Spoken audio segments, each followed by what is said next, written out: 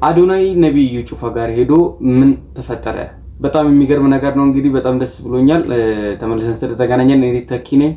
ቤቱ ኤክሶዶስ ሚዲያ ነው። እንግዲህ ቤቱን ሰብስክራይብ በማድረግ ይሄን ቪዲዮ ላይክ አድርጋችሁ በመጀመር እንግዲህ ቤተሰብ እንድትሆኑ እጠይቃችኋለሁ ማለት ነው። እንግዲህ ወደ ዛሬው ቪዲዮዎች እናልፋለን። አንድ ላይ ቆዩ። እንግዲህ አዶናይን እንግዲህ ሁላችሁም እንደምታውቁት በጣም በቲክቶክ ላይ ኢንፍሉዌንሰር የሆነ ልጅ ነውና ያው በተለያየ በውዝግብም ይነሳል። ነገር ግን ቢሆንም በቅርብ ጊዜ ወዲህ እንግዲህ አንድ በዲቻ ቦይስ በሚባሉ በሶስት ልጆች ማለት ነው እነሱን መንገድ ላይ እንግዲህ ላይክ ጎርፉን ድንጋይ ነገር ምናምን አድርጎ እያሻገሩ ምናምን ስራ ሲሰሩ አያቸውና ያለውን ሰው ያስከፍላሉ፣ የሌለውን ሰው በነፃ ያሻግራሉና ይሄንን ያያየው ልጅ ተገርሞ እንግዲህ ቪዲዮ ይቀርጻቸዋል። ቪዲዮን ቀርጾ እንግዲህ ለዓለም ህዝብ ያጋራዋል ቪዲዮን። ከዛ ደግሞ እነሱን በቲክቶክ እንደሚያፈምሳቸውና ከሱ ጋር ለመስራት ለመለወጥ የሚፈልጉ ከሆነ ይጠይቃቸውና ለእያንዳንዳቸው ገንዘብም ይሰጣል።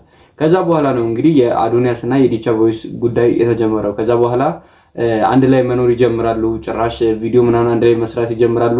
እያለ የነሱ በዲቻ ቮይስ ስም የከፈተላቸው የቲክቶክ አካውንት ከ100,000 በላይ ፎሎወር ያገኝና ከዛ እያለ ወደ 200,000 ይገባል። ያ ብቻ ሳይሆን ደግሞ ለጊፋታ በዓል ወደ ወላይታ ይዟቸው ይሄዳል፣ ወደ ሀገራቸው ማለት ነው። በዛም እንግዲህ ህዝቡም አላሳፈረውም። በጣም በደማቅ አቀባበል በወላይታ በዓል በጊፋታ በዓል አከባበር ላይ ማለት ነው በጣም በደማቅ ሁኔታ ነው አቀባበል ያደረጉለትና ቪዲዮ ይህን ይመስል ነበረ። መጀመሪያ ሲያገኛቸው የነበረው ቪዲዮ ተመልከቱ። መንገዱ ላይ ማለት ነው ውሃ እያለፈ ነው። ድንጋይ ያስቀምጠው 10 ብር መክፈል ይሄ እንግዲህ መጀመሪያ ሲያገኛቸው በነፃ ያሳልፋሉ። ኑ ላሳያችሁ። እነዚህ ሁለት ልጆች ወንድሜ ክፍያ ያለው ለማለት ስንት ነው ለማለት 10 ብር አያችሁ። እስኪ 10 ብር አለ ለስንት ሰው እከፍላለሁ? 10 ብር ከኔ ጋር ቲክቶክ መጀመር ትፈልጋላችሁ? ላስጀምራችሁ? ይጀምሩ እንዴ? ኑ ከኔ ጋር መንገድ ሰርተው እዚህ ጋር ሰውን እያሳለፉት ነው። ስም ማን ነው? ና እስኪ እዚህ ጋር ነውና ነው አግዛችኋለሁ።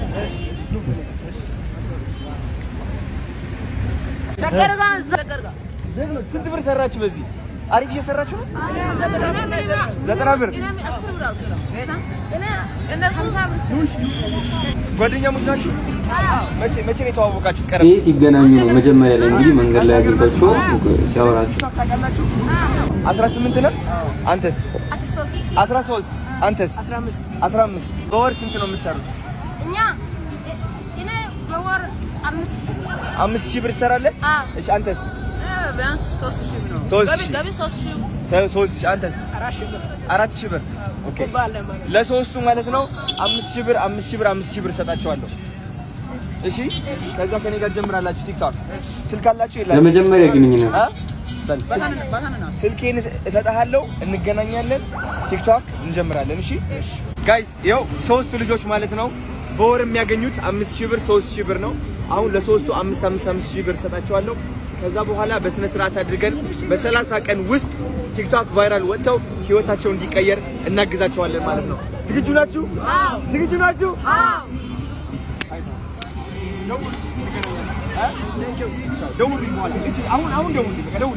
ደውሉልኝ። አዲሱ ቲክቶከሮች የኢትዮጵያ ቫይራል ይወጣሉ። ካምፓኒዎች ተዘጋጁ።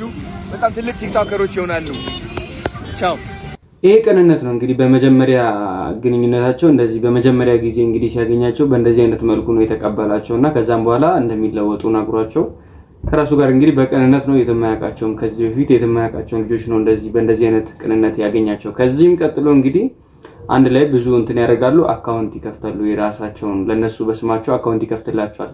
ከዛ በኋላ እንግዲህ ልጆቹ ሀገራቸውን ያቀና ከነሱ ጋር ወደ ሀገራቸው ለበዓል እንሂድ ይባባላሉ። እንግዲህ ለጊፋታ በዓል በሄደበትም እንግዲህ ህዝቡም አላሳፈረው። እስቲ በምን አይነት አቀባበል እንዳደረጉለት እንየው። አቀባበሉ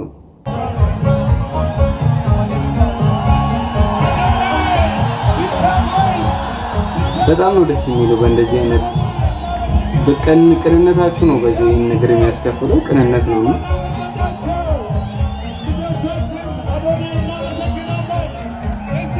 ቅንነቱ በጣም ደስ ይላል።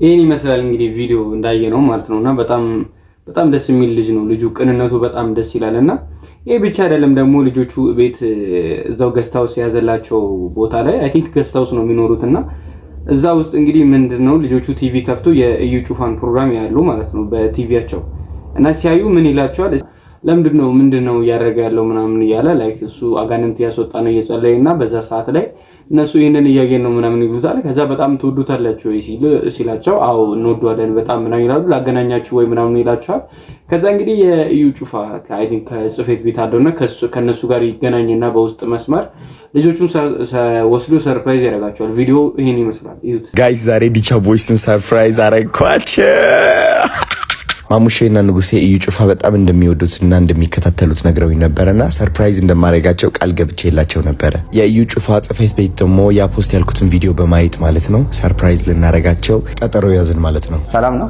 አለን እንዴት ነው እግዚአብሔር ይመስገን አለን እግዚአብሔር ይመስገን በጣም መልካም ነገር ነው እየሰራ የምትገኘውና እሱን አይተን ከፕሬዝዳንት ጽፈት ቤት ቢሮ ጋር ነው የተነጋገርነው ከቤተ ክርስቲያናችን ማለት ነው ከነሱ ጋር በመነጋገር አላማውን በማየት ያው ይሄንን ፕሮግራም ካንተ ጋር ለማሳለፍ ወደድን ይሄንን ፕሮግራም በነገራችን ላይ ፕሮፊት አያውቀው ሰርፕራይዝ ነው የምናደርገው ሰርፕራይዝ ነው ኦኬ ያ እሺ ሜል እንችላለን አሁን እሺ ደስ ይላል አረጋግጫለሁ እንደምትመለከቱት ወደ ውስጥ ገብተናል ንጉሴና ማሙሼ ማለት ነው የሌለ በጉጉት እየጠበቁ ነው ብታዩ በቃ ባይዘዌስ ለዲቻ ቦይስ አንድ ነገር ልንገራችሁ የውስጣቸው ጉጉትና ስሜት በግልጽ መግለጽ አይችሉም በቃ ያፍራሉ እና ብቻችን ስንሆን ነው በቃ በቀውጤ እብድ የሚሉት አሁን ልንገራቸው በቃ የሌለ በቃ ቢዘሉም ለራሱ ደስታቸውን አይችሉት ማርያምን ነው የምላችሁ በቃ ደስ ብሏቸዋል እኔ በጣም አውቂያቸዋለሁ ማርያምን አሁን ወደ ውስጥ ልንገባ ነው ኢዩ ጩፋ እንድናገኘው ማለት ነው እስኪ ምን እንደሚመስል አብረን እንየው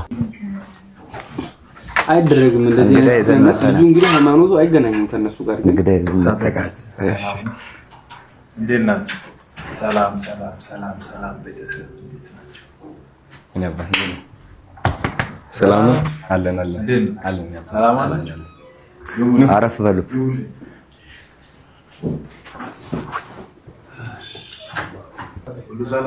አለን በጣም ነው የሚወዱ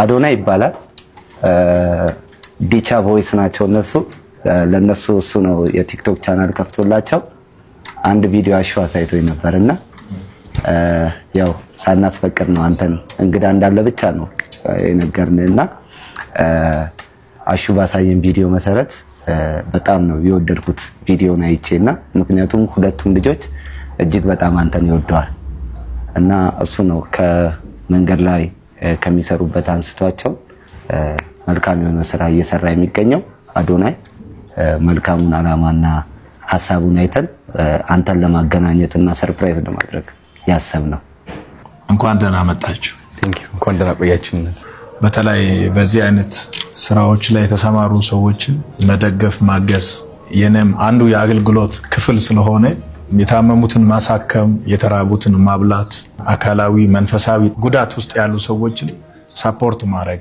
ቀና ማድረግ መደገፍ ማገዝ በፈጣሪም በሰዎችም ዘንድ ዋጋ የሚያስገኝ ስለሆነ ለነዚህ ልጆች ደግሞ መነሻ ሆነሃልና እግዚአብሔር ይባርክ አሜን ብቻህን ሁለት ሰው ሶስት ሰው ማንሳት ቀላል አይደለም ኢትዮጵያውያን ተባብሮ አንተ ሶስት ሰው እኔ ሶስት ሰው ሌላ ሰው ደግሞ ሶስት ሰው በጣም ብዙ ሰዎችን ማንሳት ይቻላልና እንደ ቀላል ነገር አላየውም የት ነው የምትኖረው እዚህ አሁን 22 ነው ያለነው ከኔ ጋር ናቸው ሆቴል የምቆይበት አለ እዛ ነው ያሉት ዲቻ ቦይስ ከላይ የወረደው ጌታ ኢየሱስ ክርስቶስ ብቻ ነው ሰው ሁሉ ከታች ነው የተነሳው ከታች ተነስተ ትልቅ ስትሆን ታሪክ አለ እውነት ነው ብዙ አይነት የህይወት ቻሌንጆችን አልፈ ወደ ትውልድ ስትወጣ መንፈሳዊ ታሪክም አይጠፋም አካላዊ ህይወት ላይ የፈጠርከው ተጽዕኖም አይጠፋምና ጥሩ ነው እነሱም ከዚህ አይነት ቦታ ዝቅተኛ ስፍራ መነሳታቸው በጣም ትልቅ የሚደነቅ ነው በጣም ደስ ይላል ይሄ ፓርት 1 ነውና ፓርት 2 ደግሞ ነው የስምን ትርጉም ታውቃል አይሁዳውያን እግዚአብሔርን የሚጠሩት አዶናይ ይሉታል አዶናይ ማለት በአማርኛ ጌታ ወይም የሁሉ ኃይል ባለቤት ማለት በእንግሊዘኛ ደግሞ ማይ ሎርድ ይሉታል ማይ ሎርድ yes የሁሉ ኃይል ባለቤት የሆነው እግዚአብሔርን መውደድ መከተል በነገራችን ይሄንን ስም ከመጥራታቸው በፊት አይሁዳውያን ብዙ ጊዜ እጃቸውን ይታጠባሉ በጣም ስሙን ስለሚፈሩ ዋው በጣም ያከብሩታል አዶናይ የሚለውን ስም በጣም ይፈሩታል መትደግፋቸው መታነቃቃቸው ሰዎች ሊኖሩ ይችላል ስፒሪቹዋሊ ደግሞ አንተን የሚያነቃቁ የሚደግፉ ሰዎች ያስፈልጋል። በአንደኛ ቆሮንቶስ ምዕራፍ 1 ቁጥር 27 ላይ ነገር ግን እግዚአብሔር ጥበበኞችን እንዲያሳፍር የዓለምን ሞኝ ነገር መረጠ፣ ብርቱንም ነገር እንዲያሳፍር እግዚአብሔር የዓለምን ደካማ ነገር መረጠ። ሞኝ ነገር መረጠ ማለት ዘመናዊ ቋንቋ ብናመጣ ሰገጤ ማለት እውቀት አለን ብሎ የሚያምኑትን ሼም ለማስያዝ ምኖችን መረጠ? ሰገጤ ስግጥ ፍምስኝ በጣም በጣም በጣም አሜዚንግ የሆነ ልጅ ነው። እኔ ልጁን ትህትናውን የወደድኩለት ምንም መሰላችሁ ሰው ላይክ የራሱ የሆነ ቦታ ላይ ወይም ደግሞ እሱ ወደሚያምንበት ቦታ ቢወስዳቸው አንድ ነገር ነው። ነገር ግን ለልጆቹ ሲል የከፈለውን ነገር ነው የሚያሳየው። አሁን ሰው እንደዚህ ደፍሮ ወደ ሌላ ቤተ እምነት ምናምን አይሄድም። ለዛውም ዝም ብሎ ከመንገድ ላነሳው ሰው ሲል ማለት ነውና እነሱ እሱን ስለሚወዱት እነሱን ሰርፕራይዝ ለማድረግ ሲል ወደ እሱ ቸርች ወደ ቢሮ ድረስ ሄዶ ከሱ ጋር አገናኝቷቸው በእንደዚህ አይነት መልኩ ጊዜ አሳልፎ በጣም ደስ ይላልና ፓርት 3ውን እንየውና በመምጣታችሁ ደግሞ ደስ ብሎኛል። እኔ ላበረታታ እፈልጋለሁ። አዶናይ በርትተህ ቀጥል ይሄንን ስራ። ቴንክ ዩ ሶ ማች አመሰግናለሁ። እንደውም ከዚህ በኋላ አዶናይ ፋውንዴሽን መፈጠር አለ። አይገርምህም? ኦኬ አዶናይ ፋውንዴሽን ስትል ማለት ነው ከ3 ዓመት በፊት ካናዳ ያለው ሊቪንግ ሩም አለ አይደለ? ግድግዳዬ ላይ ጽፌያለሁ። ሁሌም እጽፋለሁ መሆን የምፈልገውን ነገር። ከዛ ከነሱ ሁሉ ምን ይላል መሰለህ? አዶናይ ፋውንዴሽን ይላል። አግኝቻለሁ። ታዲያ 25000 አረጋውያን እና 25000 ህፃናት ማለት ነው ብዬ ጻፍኩት አለ ማለት ነው። አሁን እንደዛ ብለህ ስትጠራው እሱ ትዝ ስላለኝ ነው የነገርኩህ። እና ቀድሜ እጽፋለሁ የሆነ ነገር ከመሆኑ በፊት እጽፈዋለሁ። በክርስቶስ ሁሉ ስለሚቻል አዶናይ ፋውንዴሽን መሬት ላይ ሰርተህ ታሳያለህ። ተደስ ያልከፈልከው ዕዳ እያለ አንዳንድ ጊዜ የሰዎችን ዕዳ እንድትከፍል ያስገድዳል። ያንተ ነገር ፊት ለፊት ላይ ተደቅኖ እያለ ኖ ያንተን አቆይና የሱን ፍታ ይላል። ሰዎች ይሄንን አንደርስታንድ አያደርጉም። ሰዎችን አግዞ ማቆም ጉዳይ የመኖርና ያለ መኖር ጉዳይ ሳይሆን አንተ ውስጥ የተፈጠረ የተፈጥሮ ስጦታ ነው። ይሄ ነው እንግዲህ የአዶናይና የኢዩ ጩፋ ግንኙነት ቪዲዮ ማለት ነው። በጣም እኔ ደምቆኛል። ልጁ ጸባይና በጣም ቅን ልጅ እንደሆነ አይቻለሁ። በጣም ደስ ይላል። በእንደዚህ አይነት ቅንነት እንደዚህ አይነት ቅን ልብ ያላቸው ሰዎች ሲኖሩ በጣም ደስ ይላል። ምክንያቱም ከሃይማኖቱ ውጪ የሆነ ሰውን እንደ ሰው ማሰብ የሚችሉ ሰዎች ሲፈጠሩ ነው እየተለወጠ ሰው እያደገ የሚሄደውና ይሄ ልጅ እንደውም ከወደ ውጪ ሀገር እንደመጣ ራሱ ያስታውቃል። ምክንያቱም የሆነ ሃይማኖታዊ ነገር አታዩበትም፣ ወይም ደግሞ ለአንዱ ሃይማኖት ያለው ጥላቻ አይደለም የምታዩበት። እነዚህ ልጆች ሁለቱ ፕሮቴስታንት ናቸው።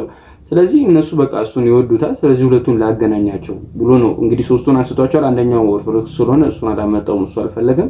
ግን የሚፈልጉትን ሁለቱን አምጥቶ አገናኝቷቸዋልና ይሄ በጣም ቅንነት ነውና እንደዚህ አይነት ቅንነቶች ሊበረታቱ ይገባል። በጣም ስላገረመኝ ወደ እናንተ ላጋራችሁ ብዬ ነው የመጣሁት። የዛሬው ቪዲዮ በዚህ ጨርሳለሁ። ቪዲዮን ሰብስክራይብ ካላደረጋችሁ ሰብስክራይብ አድርጉ፣ ቪዲዮ ላይክ አድርጋችሁ ውጡ። እባካችሁን። አመሰግናለሁ። ቴንክ ዩ